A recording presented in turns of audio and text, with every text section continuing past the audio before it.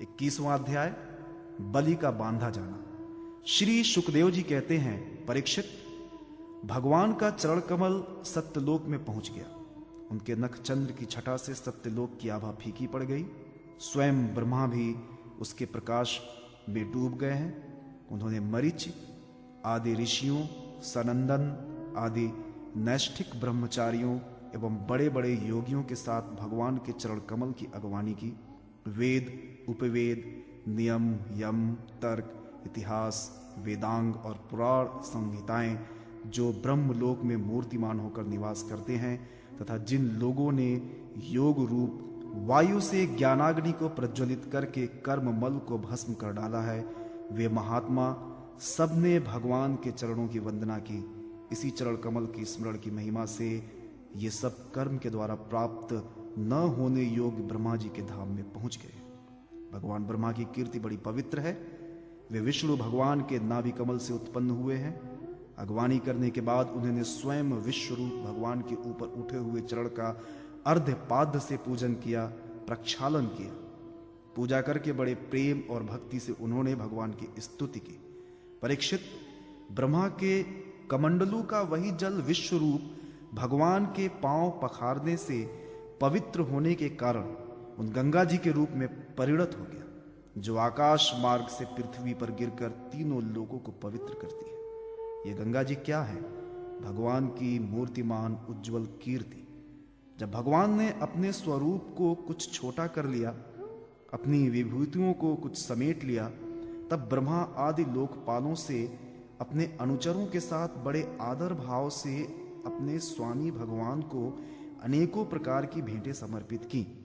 उन लोगों ने जल उपहार, माला, दिव्य गंधों से भरे अंगराग, सुगंधित धूप, दीप, खील, अक्षत, फल, अंकुर, भगवान की महिमा और प्रभाव से युक्त स्तोत्र, जलघोष, नृत्य, बाजे गाजे, गान, शंख और दुदुम्बी के शब्दों से भगवान की आराधना की।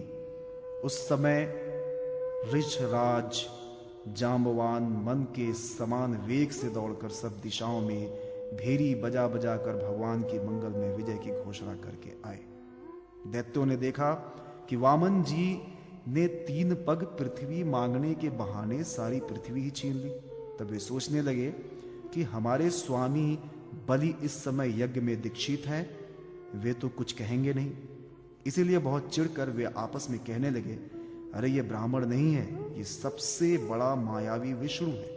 ब्राह्मण के रूप में छिपकर ये देवताओं का काम बनाना चाहता है। जब हमारे स्वामी यज्ञ में दीक्षित होकर किसी को किसी प्रकार का दंड देने के लिए उपरत हो गए, तब इस शत्रु ने ब्रह्मचारी का वेश बनाकर पहले तो याचना की और पीछे हमारा सर्वस्व हरण कर लिया। यूं तो हमारे स्वामी सदा ही सत्यनिष्ठ हैं, परंतु यज्ञ में दीक्षित होने पर वे इस बात का विशेष ध्यान रखते हैं। वे ब्राह्मणों के बड़े भक्त हैं तथा उनके हृदय में दया भी बहुत है, इसलिए वे कभी झूठ नहीं बोल सकते। ऐसी अवस्था में हम लोगों का यही धर्म है कि इस शत्रु को मार डालें, इससे हमारे स्वामी बलि की सेवा भी होती है। यूं सोचकर राजा बलि के अनुचर असुरों ने अपने अपने हथियार उठा लिए। परीक्षित, राजा बलि की इच्छा न होने पर भी वे सब बड़े क्रोध से शूल, पट्टिश आदि लेकर वामन भगवान को मारने के लिए टूट पड़े। परीक्षित, जब विष्णु भगवान के पार्षदों ने देखा कि दैत्यों के सेनापति आक्रमण करने के लिए दौड़े आ रहे हैं, तब उन्होंने हंसकर अपने आप शस्त्र उठा लिए और उन्हें रोक दिया।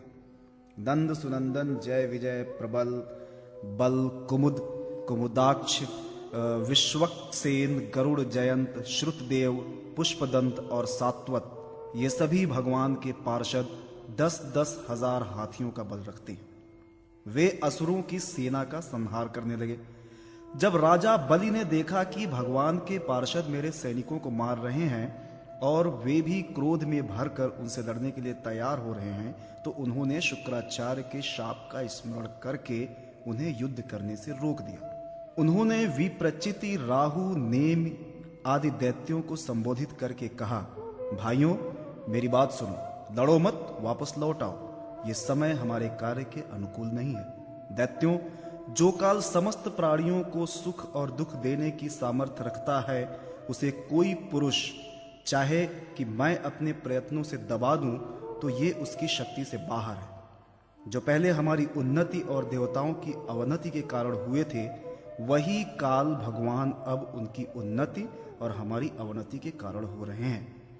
बल, मंत्री, बुद्धि, दुर्ग, मंत्र, औषधि और सामाधि उपाय, इनमें से किसी भी साधन के द्वारा अथवा सबके द्वारा मनुष्य काल पर विजय प्राप्त नहीं कर सकता। जब दैव तुम लोगों के अनुकूल था, तब तुम लोगों ने भगवान के इन पार्षदों को कई बार जीत लिया था, पर देखो आज वे ही युद्ध में हम पर विजय प्राप्त करके सिंहनाद कर रहे हैं।